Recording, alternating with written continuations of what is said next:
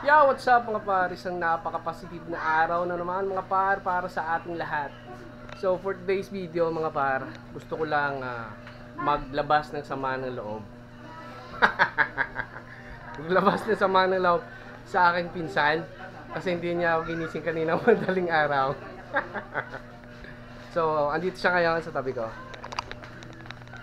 So kayo mga par, gusto ko ipakilala sa inyo pinsan ko, which is yung mga napapanood yung video. Lahat na napapanood yung video, yung quality ng video, kung ano kayo napasaya, kahit pa paano ano.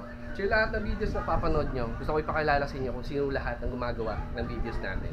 So yun yung pinsan ko, yun yung editor natin.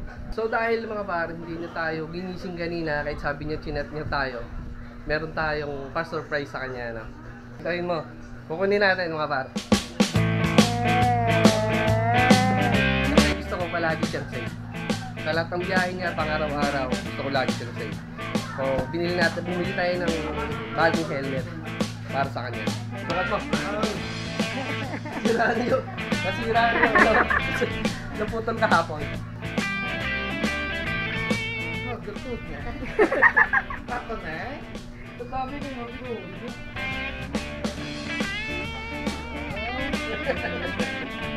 Uy, big na. So may kasama may kasama extra lens. So, siya na bahala magpalit. Yeah.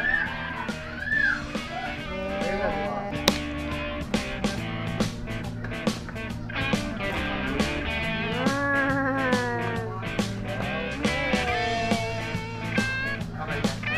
Yung kanto kayo.